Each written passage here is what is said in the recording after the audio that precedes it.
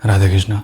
मेरा नाम है डॉक्टर प्रतीक चौहान और ये वीडियो उन लोगों के लिए बहुत इम्पोर्टेंट है, उन माताओं उन बहनों के लिए बहुत ज़्यादा इम्पोर्टेंट है जिनको पीसीओडी की समस्या है, यानी कि पॉलीसिस्टिक ओवेरियन डिजीज़ और पॉलीसिस्टिक ओवेरियन सिंड्रोम। ये वीडियो उन लोगों के लिए बहुत ज़रूरी है देखना जिन बहनों की शादी हो चुकी है, उनको पीसीओडी डायग्नोस हुआ है, उनको कंसीव नहीं हो रहा है और डॉक्टर ने ये कहा है कि इसको आप ऑपरेट करा लीजिए और आप सारी उम्र माँ नहीं बन पाएंगे। ये वीडियो उन लोगों के लिए बहुत ही इम्पोर्टेंट है जो अभी अनमैरिड हैं, उनको पीरियड ठीक से नहीं आते हैं, चेहरे पर पिंपल्स निकलते हैं बहुत ज़्यादा और उनको पीसीओडी की समस्या डायग्नोस हुई है। ये वीडियो उन लोगों के लिए बहुत ही ज़्यादा इम्पोर्टेंट है जो महिलाएं अपनी एक ओवरी का ऑपरेशन करवा चुकी हैं और दूसरी ओवरी भी उनके ऑपरेशन की लाइन में आ चुकी है। ये वीडियो उन लोगों के लिए बहुत ज़रूरी है जिनको ओवेरियन कैंसर बताया गया है और काफ़ी बड़ी ओवरी में उनके सिस्ट है, उनके गांठ है। तो ये वीडियो अंत तक देखिए। ये जो वीडियो है आपकी आंखें खोल देगी और ये एक एविडेंस बेस्ड स्टडी है। इसमें कुछ भी चीज़ें हमने अपनी तरफ से मिक्स नहीं की हैं। हमने समय समय पर आपको एविडेंस दिया है, अल्ट्रासाउंड की रिपोर्ट दी है, पेशेंट के साथ हमने बातचीत दी है और ये डाटा। सबसे पहला जो इसका वीडियो है मैंने अपलोड किया था। अभी मैं आपको एक छोटा सा आंकड़ा बता देता हूँ। मैंने जो सबसे पहले ये वीडियो अपलोड किया था मैंने, देखिए देखनी बहुत ज़रूरी है वीडियो। ये थोड़ी सी लंबी ज़रूर होगी लेकिन आपकी बहुत काम की ये वीडियो होगी, क्योंकि इसमें जो टोटली हमने जो बेस बनाया है ये पूरा साइंटिफिक बेस है, पूरा स्टडी बेस है ये और विद एविडेंस है। तो सबसे पहले ये जो वीडियो मैंने अपलोड किया था, आप देख सकते हैं इस वीडियो को, हमारे YouTube पर पड़ी हुई है ये वीडियो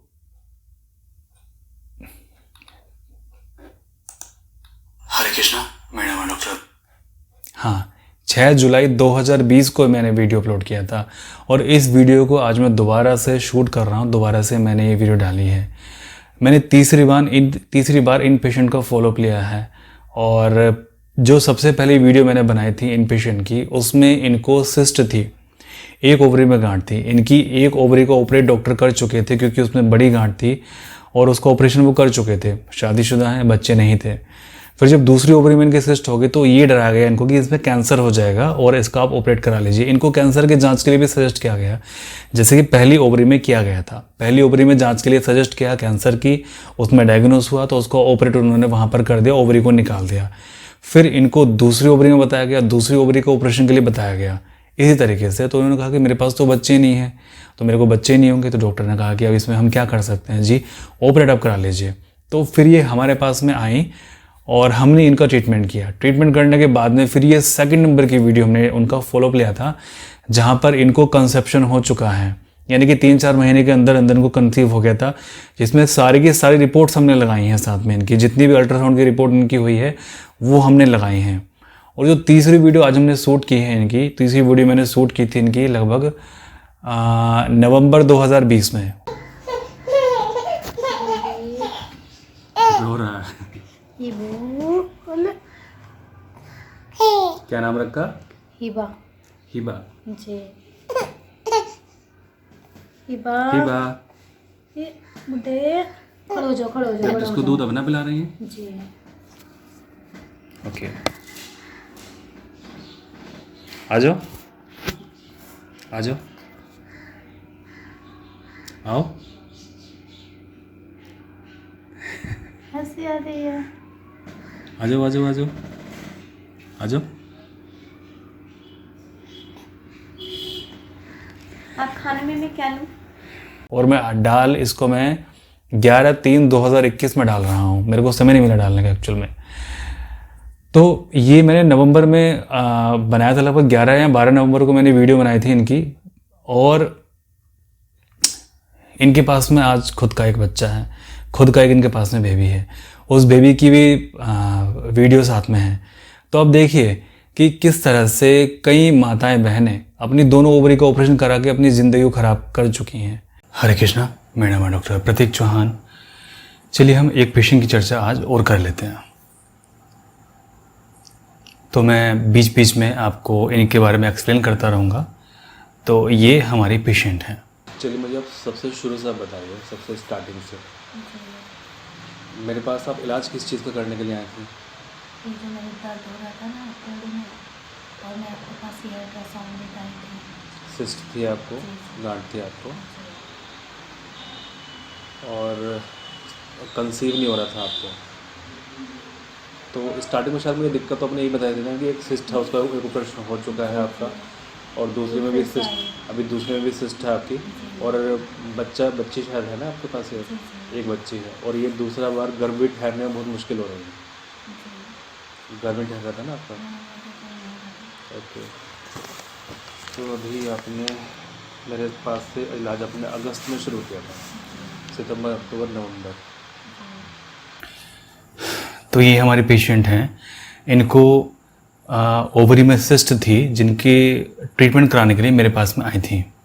इनको पहले भी ओवरी में सिस्ट हुआ था, तो पहले ये किसी अस्पताल में ट्रीटमेंट कराने के लिए गई थी, जहाँ पर डॉक्टर ने इनकी एक ओवरी को रिमूव कर दिया था, यानी कि एक ओवरी का ऑपरेशन कर दिया था। क्योंकि जब आप पॉलीसिस्टिक ओवरी लेके, मतलब जब आपकी अंडेदानी बहुत सारी गांठें हैं, और वो गांठें यदि आपका दर्द कर रही हैं, और उन गांठों की वजह से यदि आपको ब्लीडिंग ज़्यादा होती है, तकलीफ़ आपको हो रही है, तो डॉक्टर, जो एमबीबीएस डॉक्टर है, वो केवल आपको यही सजेस्ट करेगा कि आप इसको ऑपरेट करा लीजिए। ऑपरेशन के अलावा उनके पास में और कोई रास्ता नहीं है। तो इन प्यारी सी बहन ने यही तरीका अपनाया, क्योंकि देखिए जैसा डॉक्टर कहता है वैसे पेशेंट को बात माननी पड़ती है। तो ये गए वहाँ पर और इन्होंने एक ओवरी का ऑपरेट करा लिया। परंतु अब क्या हुआ, 3 महीने के बाद में वही सेम दिक्कत इनकी राइट वाली ओवरी में आनी शुरू हो गई। अभी हम वीडियो में आगे देखते हैं कि वो राइट थी कि लेफ्ट थी। इनको वही दिक्कत राइट वाली ओवरी में आनी शुरू हो गई। फिर ये उसी डॉक्टर के पास में जाती हैं, तो डॉक्टर कहता है कि इसका भी ऑपरेशन करना पड़ेगा, क्योंकि परेशानी इसमें भी आ गई है। तो अब उन्होंने कहा, डॉक्टर साहब मेरे को तो एक बच्चा चाहिए, अभी मेरे पास लड़की है, तो मुझे एक बच्चा और चाहिए, तो अभी तो ऑपरेशन नहीं करा सकते हैं। तो और आपने तो कहा था कि यहाँ पे एक ऑपरेशन कराने के बाद में दूसरी में दिक्कत आएगी ही नहीं, लेकिन ये तो मुझे दिक्कत आ रही है, तो फिर अब क्या करें। तो डॉक्टर ने यही कहा कि देखो इसको ऑपरेशन कराना पड़ेगा, वरना कैंसर भी आपको हो सकता है, इससे डरा दिया। तो फिर ये कहीं अल्ट्रासाउंड कराने गई हुई थी, रो रही थी वहाँ पे बैठ के कि अभी मेरे पास एक बच्ची है, अब कैसे हो सकता है बच्चा एक और। तो किसी महिला ने इनको वहाँ पे मेरे बारे में सजेस्ट किया कि आप वहाँ जाइए, वो डॉक्टर अच्छे हैं और वो आपका ट्रीटमेंट कर देंगे, आपकी सिस्ट भी ख़त्म हो जाएगी और आपको कंसीव भी हो जाएगा। क्योंकि मेरे जानने वालों ने, बहुत लोगों ने वहाँ पे ट्रीटमेंट किया हुआ है, जिन लोगों को ऑपरेशन बताया था और जिन लोगों को ये कहा था कि आपको बेबी कभी भी नहीं होगा, आपको बच्चा कभी भी नहीं होगा, उन लोगों तक का कंसीव हो चुका है। तो ये मेरे पास में आई। चलिए आगे देखते हैं, मुझे केवल इनकी इतनी ही कहानी याद है। 23 अगस्त से आपने इलाज शुरू किया था, 23 अगस्त से 23 सितंबर, 23 अक्टूबर, 23 नवंबर, 3 महीने तक पूरे हो गए आपको। तो अभी कब चेक किया आपने? ये आई थिंक 2019 की बात है। तो उसमें पॉजिटिव आया, उल्टी लग रही है। 23 अगस्त से इन्होंने मेरे पास शायद इलाज शुरू किया था, जैसे वीडियो में कहा गया है। सितंबर, अक्टूबर, नवंबर, तो अभी नवंबर में मेरे पास में आई हैं और इन्होंने 10-12 दिन पहले चेक किया था, तो इनको रिज़ल्ट पॉजिटिव है, यानी कि इनको कंसीव हो चुका है। जहाँ पे डॉक्टर ने ये कहा था कि कंसीव होना इम्पॉसिबल है, इसको ऑपरेशन ही करना पड़ेगा। एक एमबीबीएस डॉक्टर ने कहा था, एक गायनेकोलॉजिस्ट ने कहा था इम्पॉसिबल है ये कंसीव होना, क्योंकि ओवरी में सिस्ट बहुत बड़ी बड़ी हैं और इसको ऑपरेट करना पड़ेगा, और जितनी जल्दी आप ऑपरेट करा लें उतना ज़्यादा अच्छा है, नहीं तो इसमें कैंसर भी हो सकता है। उल्टी लग रही है। तो अब जब इनको कंसीव हो गया तो इनको हल्का फुल्का पेन तो रहता है ये राइट ओवरी में, अब इनको उल्टी आ रही हैं, जो भी परेशानी इनको आ रही हैं अभी मुझे बता रही हैं। रिपोर्ट्स भी मैं आपको अभी दिखाऊंगा इनकी, निश्चिंत आप बिल्कुल रहें। अच्छा, तो जो अल्ट्रासाउंड जो हमने कराया वो 10-12 दिन पहले का था शायद, है ना?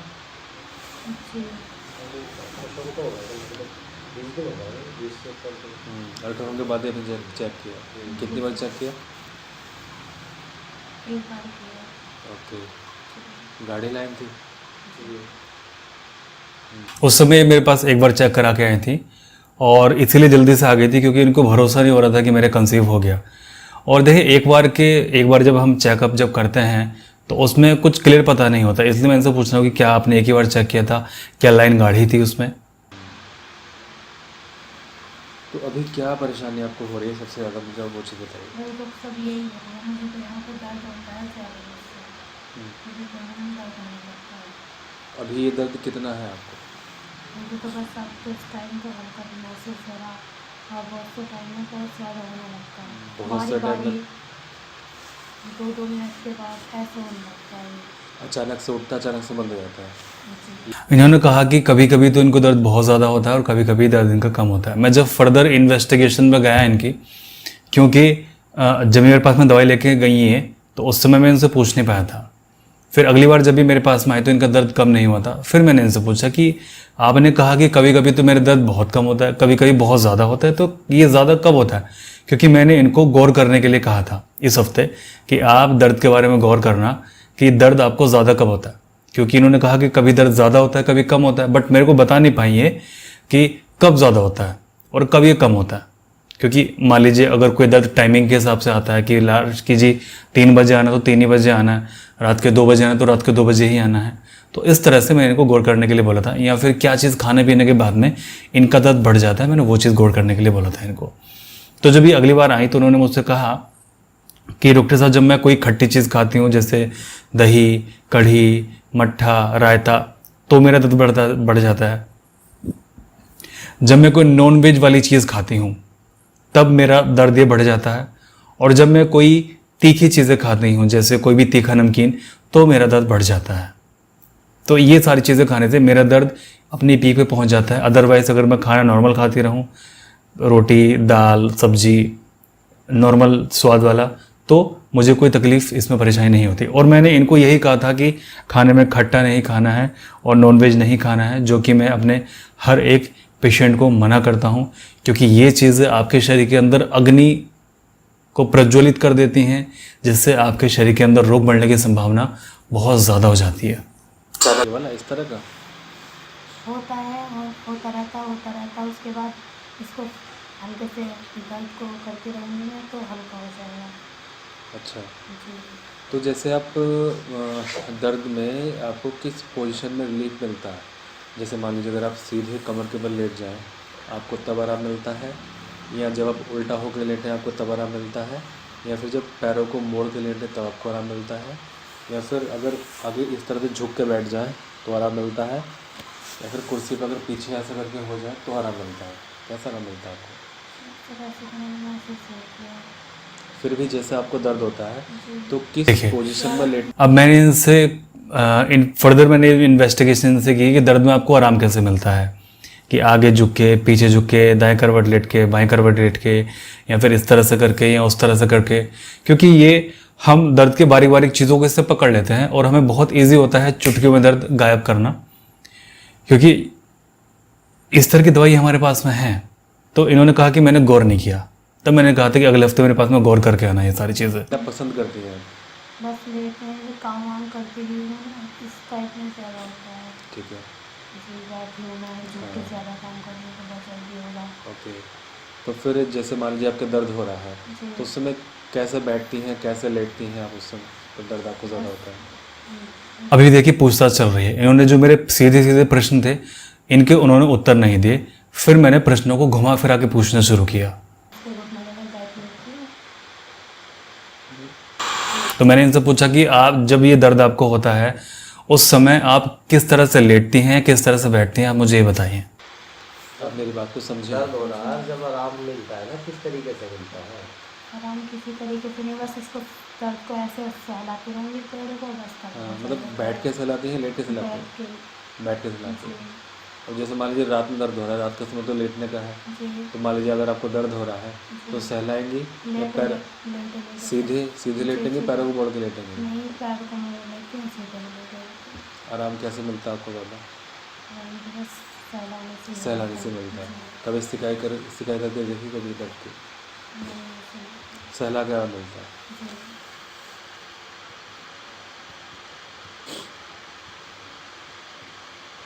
अब इन्होंने मुझसे कहा कि हमें एक पॉइंट मिला कि जब भी इनको दर्द होता है तो इनको सहला के इनको आराम मिलता है। सहलाने का मतलब ये है कि कहीं ना कहीं इनको नर्वस सिस्टम के अंदर दर्द है। ये जो ओवरी, मेन चीज़ ओवरी में दर्द नहीं है, ओवरी के अंदर जो नर्व की सप्लाई है, दर्द वहाँ पर है। चलिए, अब यहाँ पे तो ये ख़त्म हो गया है इनका। अब हम देखते हैं जब अगली बारी हमारे पास में आई तो तब इनकी पोजीशन क्या थी और तब इनकी क्या हालात थी, कितना समय इनको चल रहा था। आगे अगली वीडियो। मैंने इनसे कहा था कि घबराने कोई बात नहीं है, सब कुछ ओके है, सब कुछ टेंशन फ्री है, क्योंकि इनको भरोसा नहीं हो रहा था। इसलिए इनका चेहरा उदास भी था, क्योंकि अगर नेगेटिव निकल गया तो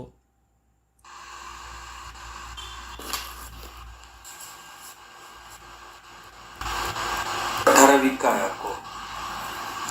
देखिए, अब मैं यहाँ पे देखिए, अभी आपको तो शायद चेहरा नहीं दिख रहा होगा, परंतु आप इनकी आवाज़ के अंदर बदलाव सुनना कि पहले इनकी आवाज़ कितनी मरी मरी थी और अब इनकी आवाज़ में डिफरेंस फील करना कि इनकी आवाज़ में क्या डिफरेंस है। क्या इनकी आवाज़ में पहले से ज़्यादा एनर्जी है या पहले से ज़्यादा इनकी आवाज़ लो है, क्योंकि यहाँ पे इनका चेहरा ज़्यादा खिला हुआ है और ज़्यादा इनके चेहरे पे स्माइल है और ये ज़्यादा खुश लग रही हैं पहले से।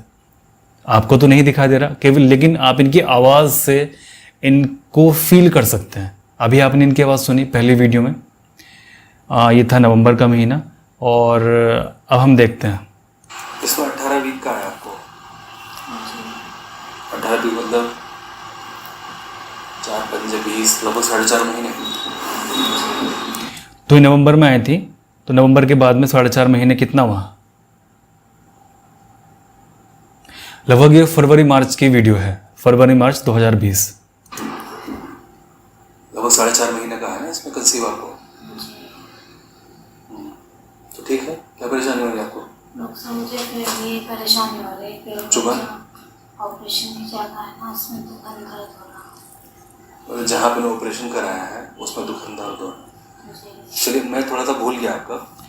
अब देखिए, अब इनको क्या परेशानी हो रही है। इन्होंने जहाँ पे पहली वाली ओवरी का जहाँ इन्होंने ऑपरेशन कराया था, अब वहाँ पे इनको दर्द हो रहा है। यानी कि जो कंप्लेन मेरे पास में नवंबर के महीने में लेकर आई थी, अब उस जगह कोई दर्द नहीं है, उस जगह कोई समस्या नहीं है, परंतु अब इनकी दूसरी जगह समस्या है जहाँ इन्होंने ऑपरेशन कराया था। वहाँ पे जो ओवरी रिमूव करा चुकी हैं, अब इनको तकलीफ वहाँ हो रही है। ठीक है, अब मुझे तो मैंने फर्दर इनसे फिर से मैंने स्टार्टिंग से पूछा, क्योंकि मैं वीडियो बना रहा था और मैंने इनसे परमिशन ली थी वीडियो बनाने की। तब मैंने कहा कि चलिए, मैं भूल गया हूँ आपकी बातें, लेकिन मुझे आप शुरू से बताइए कि क्या क्या आपके साथ में हुआ था। स्टार्टिंग से बताइए, हुआ क्या था स्टार्टिंग में? आप मेरे पास में आई थी ट्रीटमेंट करने के लिए। और एक मजे की बात, आज मेरे पास में इनकी सारी रिपोर्ट्स हैं। 23 अगस्त 2019, और आपने बताया था कि आपको ओवरी में पेन है, राइट साइड वाली ओवरी में, है ना? राइट साइड वाली जो अंडेदानी है वहाँ पे आपको पेन है। जो बाई वाली थी ओवरी वो तो नहीं है ना आपको, उसको तो ऑपरेशन करके डॉक्टर ने निकाल दिया। वो क्यों निकाला था? उसमें सिस्ट हो गई थी।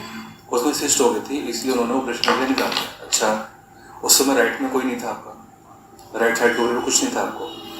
अच्छा, फिर उसके बाद में राइट साइड में आपको हो गई, है ना? तो उसके लिए ऑपरेशन बोला था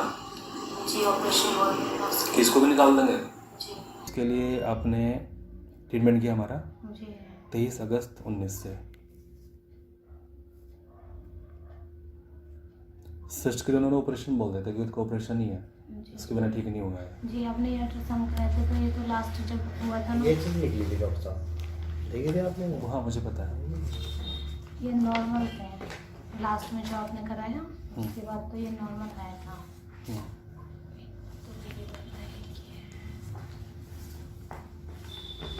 उसके बाद आपने दवाई वगैरह को ये आपने अगस्त में हमारा इलाज शुरू किया था। आज ही मेरे पास सारी रिपोर्ट्स लेके आई हैं अपनी। 23 अगस्त को आपने शुरू किया था, और ये जो अल्ट्रासाउंड है ये 2/12/2019 का, सितंबर, अक्टूबर, नवंबर, दिसंबर, यानी कि 4 महीने बाद था। इसका मतलब तीसरे महीने में ही आपको कंसीव हो गया था, 3rd मंथ में ही ट्रीटमेंट करने के बाद में। और डॉक्टर ये कह रहे थे कि इसको ऑपरेशन करके निकाल देंगे। देखिए, मैं यहाँ पे एक बार बार रिपीट क्यों कर रहा हूँ इस चीज़ को, क्योंकि इस तरह से मेरे पास में और भी पेशेंट्स आते हैं जिनकी लाइफ डॉक्टर ख़राब कर चुके हैं। आप गायनेकोलॉजिस्ट के पास में जाते हो ये समझ के कि ये मेरा सबसे अच्छा ट्रीटमेंट कर देंगे। आप एक MBBS डॉक्टर के पास में जाते हो क्योंकि लोगों के मन में भ्रांति ये होती है कि सबसे ज़्यादा पढ़े लिखे, सबसे ज़्यादा समझदार और सबसे ज़्यादा एडवांस डॉक्टर ये होता है। परंतु वो क्या करेंगे? सिंपल, आपको लिटाएंगे और आपका ऑर्गन बाहर निकाल देंगे, क्योंकि अल्टीमेटली अब उनके पास में यही ट्रीटमेंट होता है। इस तरह से वो बहुत सारी कुंवारी लड़कियों की लाइफ ख़राब कर चुके हैं और प्रतिदिन हज़ारों लड़कियों की लाइफ ख़राब की जाती है। किसी की बच्चेदानी निकाल दी, किसी की अंडेदानी निकाल दी। वो कभी भी ये सजेस्ट नहीं करते हैं कि आप आयुर्वेद में चले जाएं या आप होम्योपैथी में चले जाएं। होम्योपैथी में इसका इलाज है, आयुर्वेद में इसका इलाज है। परंतु अगर कभी भी उनके परिवार में या फिर उनके फैमिली में अगर इस तरह की कोई समस्या आती है ना, तो वो होम्योपैथी डॉक्टर के पास ही आते हैं ट्रीटमेंट कराने के लिए। क्योंकि मैं जानता हूँ, क्योंकि मेरे पास में इस तरह के पेशेंट्स हैं जो कि बहुत अच्छे मेडिकल प्रोफेशन से बिलोंग करते हैं, बड़े बड़े जिनके अस्पताल हैं, परंतु यदि उनको थायराइड है तब होम्योपैथी करनी है, यदि उनको ओवरी में सिस्ट है तब उनको होम्योपैथी करनी है, यदि उनके बच्चे की तबीयत खराब हुई है तो उनको होम्योपैथी कर। खुद कभी भी वो एलोपैथी नहीं देते हैं या खुद कभी भी ऑपरेशन के लिए नहीं जाते हैं, क्योंकि उनको पता है कि उनके पास में अल्टीमेटली यही ट्रीटमेंट है। मैं केवल आपको समझा रहा हूँ कि एलोपैथी बुरी चीज़ नहीं है। एलोपैथी में एक बहुत अच्छी चीज़ है, बहुत अच्छी चीज़ आपकी जान बचाने के लिए। यदि आपके साथ में कुछ इमरजेंसी हुई है तो एलोपैथी आपकी जान बचा सकती है, उसमें हम कुछ नहीं कर सकते आपके साथ में, हम तो आपको मार डालेंगे। ठीक है, तो उस केस में एलोपैथी डॉक्टर ही आपके लिए भगवान है, MBBS डॉक्टर ही आपके लिए भगवान है। परंतु यदि आपको कुछ इस तरह की समस्या है तो फिर आप उनके पास में ना जाएं। एक बार सजेशन ले लें, फिर आप किसी आयुर्वेदिक डॉक्टर को चुनें या फिर किसी होम्योपैथी डॉक्टर को चुनें, क्योंकि फिर वो चीज़ें उनकी पकड़ के बाहर हो जाती हैं। अब ये हमारी पकड़ के अंदर होती हैं। ऐसे ही कंपेयर करने की ज़रूरत नहीं है किसी को भी। इमरजेंसी में वो आपकी जान बचा लेंगे, हम आपकी जान नहीं बचाएंगे। और क्रोनिक केसेस में हम आपको ठीक कर देंगे, वो आपको ठीक नहीं कर पाएंगे। ठीक है, थायराइड के लिए वो आपको बोलेंगे जी सॉरी मर दवाई खाओ, बच्चेदानी गांठ के लिए बोलेंगे जो ऑपरेशन करा लो, PCOD के लिए आपको बोलेंगे जो ऑपरेशन करा लो अगर कंडीशन हो जाए तो वार्ड से, तो और भी बहुत सारी चीज़ें जी ऑपरेशन करा लो, ये सारी उम्र दवाई खानी पड़ेगी। लेकिन अगर आप हमारे पास में उसी ट्रीटमेंट के लिए आते हो तो हम बोलेंगे जी 6 महीने दवाई खाओ, 1 साल दवाई खाओ, 1.5 साल दवाई खाओ, 2 साल दवाई खाओ, आप बिल्कुल स्वस्थ हो जाएंगे। और होता भी है। तो मेरा माध्यम केवल आपको जागरूक करना है, मेरा काम केवल आपको जागरूक करना है। इसलिए मैंने अभी पिछले 2-3 साल से अपने रिकॉर्ड्स रखने शुरू किए हैं और मैं आप लोगों के सामने ये सारे रिकॉर्ड्स बता रहा हूँ विद रिपोर्ट्स। तो इसमें ओवरी में सिस्ट भी खत्म हो गई थी आपकी। जी। ये जो अल्ट्रासाउंड हमारे पास में 2/12/2019 का।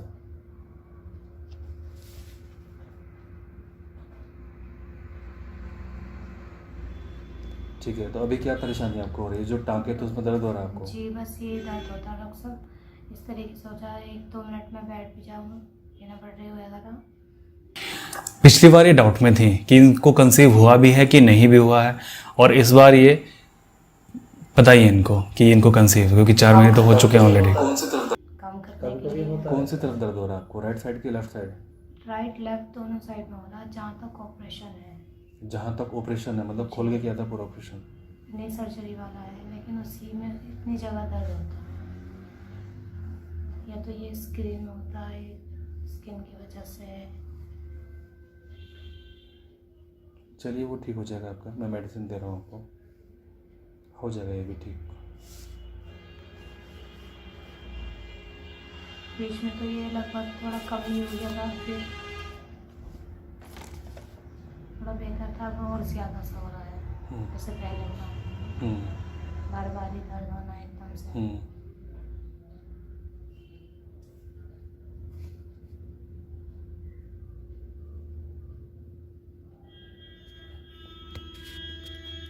अल्ट्रासाउंड की रिपोर्ट में देखता हूँ। ये आपकी रिपोर्ट है तरंग डायग्नोस्टिक सेंटर की, बिजनौर, और यहाँ पे आपका दिखाया है राइट ओवरी में सिस्ट है आपको 40 mm की। लेफ्ट ओवरी नोट सीन, क्योंकि इसका ऑपरेशन कर दिया था। ठीक,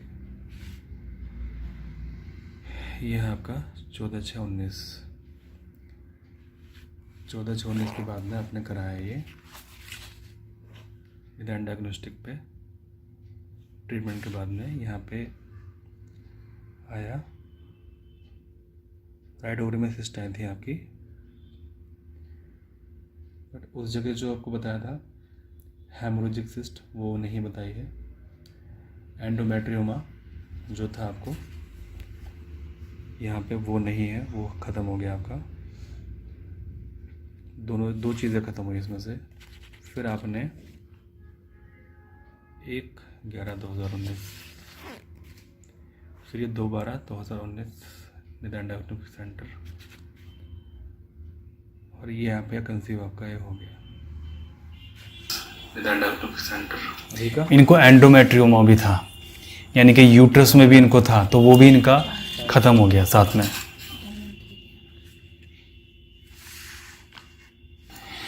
यहाँ पे इनको कोई भी किसी भी ओवरी में सिस्ट नहीं है। ठीक है, 4.5 महीने। देखिए, इस तरह के जब हम इस तरह के जब रिजल्ट्स जब मिलते हैं परमात्मा की कृपा से, तो बहुत ज़्यादा खुशी हमें मिलती है। रो रहा है। क्या नाम रखा? हिबा। हिबा जी, हिबा। हिबा, ये बुड्ढे, खड़ो जाओ, खड़ो जाओ, खड़ो इसको जाओ। दूध अपना पिला रही हैं? जी। ओके, आ जाओ, आ जाओ, आओ। हंसी आ रही है। आ जाओ, आ जाओ, आ जाओ, आ जाओ। आप खाने में मैं क्या लूँ? तो मैं चाहूँगा कि आप अपने बड़े हॉस्पिटल में ना जाके आप अपने आसपास में किसी होम्योपैथी चिकित्सक से जाके मिलें, तो उनके पास में इसका पूरी तरह से ट्रीटमेंट रहता है। हमारे पास अब इसका ट्रीटमेंट लेना चाहते हैं तो ऑनलाइन हम ट्रीटमेंट करते हैं ऑल इंडिया में, और इंडिया के बाहर भी हम दवाइयों को भेज रहे हैं। हाँ, कुछ कंट्री में हम दवाई नहीं भेज पाते हैं, लेकिन ऑलमोस्ट सभी कंट्रीज़ में हमारी दवाई जाती है, तो वहाँ पर आप अपनी दवाई घर बैठे ही मंगा सकते हैं। तो उसके लिए सिंपल कुछ नहीं करना, आपको जो ऊपर नंबर दिए गए हैं उनसे अपनी अपॉइंटमेंट लगवा लेनी है, बात कर लेनी है, और फिर हम आपको आगे फर्दर ट्रीटमेंट का प्रोसेस आपको बता देंगे आपने आगे क्या करना है। ओके, तो मुझे उम्मीद है कि आपको वीडियो समझ में आई होगी, और तीनों ही वीडियो आपने देखी हैं। तो सबसे पहली वीडियो में तो इनको ओवरी जिनको ऑपरेशन बताया गया था, अब इनको बच्चे नहीं हैं। सेकंड वीडियो में जो हमने अपलोड किया था वो शूट किया था, वो था इनको कंसीव हो चुका था। और तीसरी वीडियो आज इनके पास में इनका एक लड़का है। तो चलिए, मैं प्रार्थना करूँगा कि आपको कभी ऑपरेशन की नौबत ना आए, कभी भी किसी के साथ में ऐसा ना हो कि वो ऑपरेट करा लें दोनों ओवरीज को। और मैं प्रार्थना करूँगा कि जहाँ से आप ट्रीटमेंट ले रहे हैं आप जल्दी से जल्दी स्वस्थ हो जाए, जल्दी से जल्दी आप ठीक हो जाएं। परमात्मा सभी का भला करे।